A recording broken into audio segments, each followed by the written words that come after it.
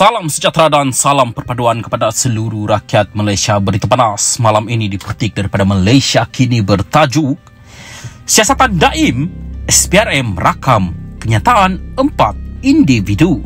Berita penuh, SPRM merekodkan kenyataan daripada 4 individu dalam siasatannya terhadap bekas Menteri Kewangan Daim Zainuddin, Peguam Rajesh Nagarajan dan Skeptreja Chauhan-Pal yang mewakili 4 individu terbabit mengesahkan dalam satu kenyataan media bersama bahawa SPRM memanggil mereka ke ibu pejabat agensi itu di Putrajaya awal hari ini.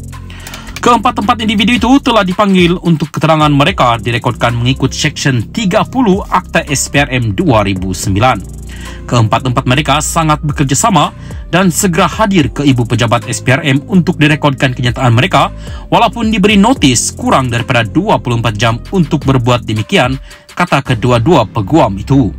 Bagaimanapun, kedua-dua peguam itu membidas SPRM sebagai penindasan menyalahi undang-undang dan angku. Kedua-duanya memetik insiden pegawai SPRM didakwa melarang mereka menemani anak guam mereka ketika disoal, sekaligus menghalang mereka daripada mewakili dan menasihati anak guam mereka.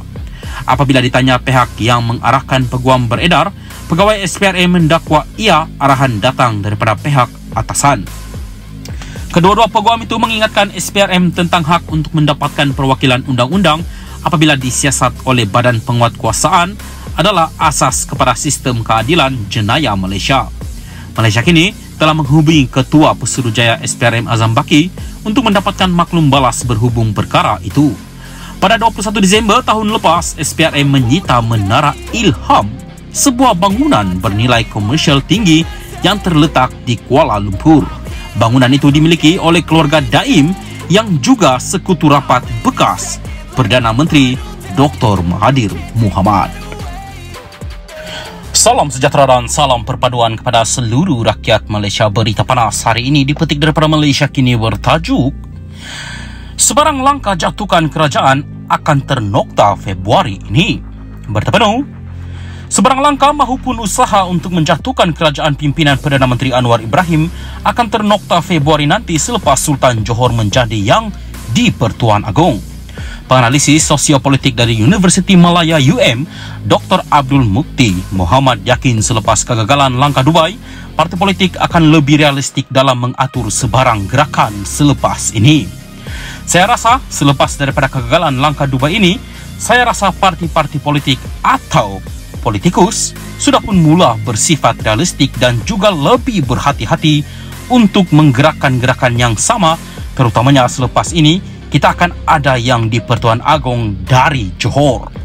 Yang mana kita lihat kenyataan-kenyataan bakal Agong iaitu Sultan Ibrahim Sultan Iskandar itu sudah pun menunjukkan satu reaksi bagaimana sikap baginda terhadap mana-mana pihak yang cuba menggoyahkan kerajaan yang sedia ada. Pada saya, itu satu kenyataan yang netral sebenarnya. Bukanlah bermaksud Sri Paduka mahu mencampuri urusan politik dan sebagainya, tetapi kenyataan itu kenyataan bersifat harapan dan juga sedikit sebanyak akan memberi kesan kepada Perikatan Nasional PN, sebab apabila kenyataan dikeluarkan bakal Agong pada saya itu perlu menjadi pertimbangan yang lebih khusus daripada PN daripada pembangkang, katanya dalam satu wawancara bersama Kini TV.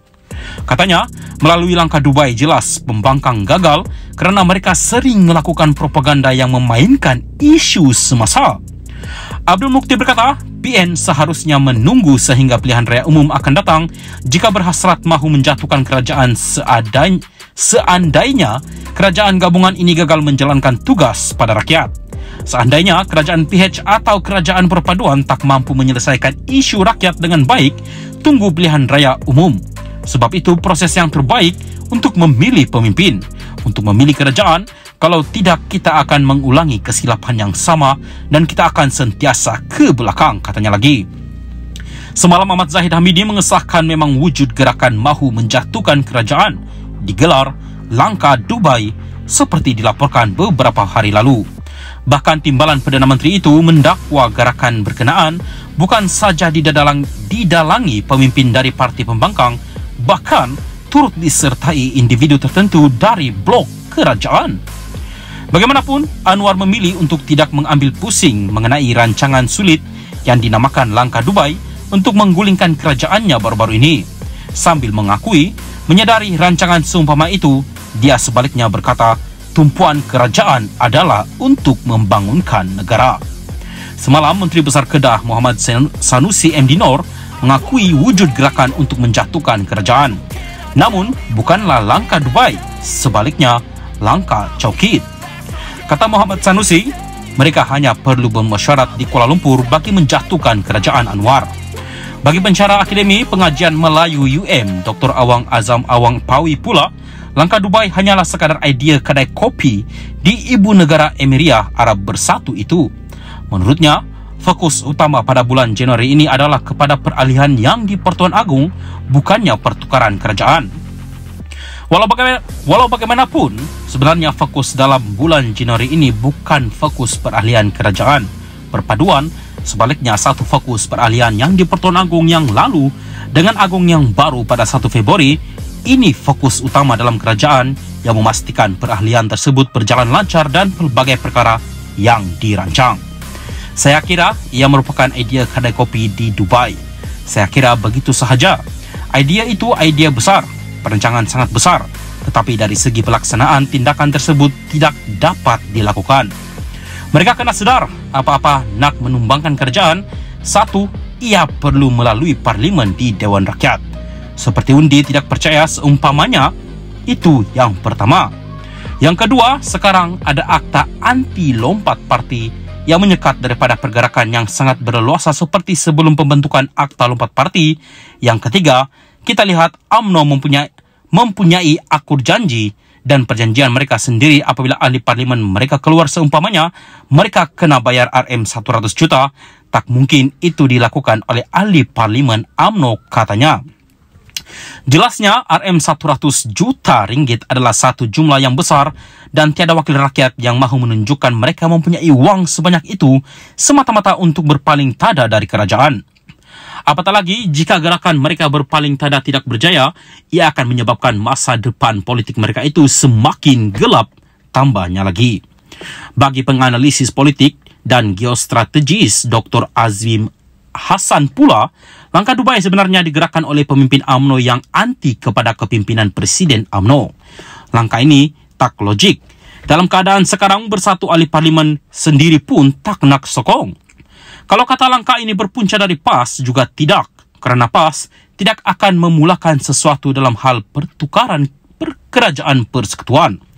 Tapi apa yang saya dapat baca, ura-ura siapa yang ada di sana adalah dari ahli UMNO sendiri yang selama ini tidak sealiran dengan Presiden UMNO sendiri, katanya kepada Malaysia Kini.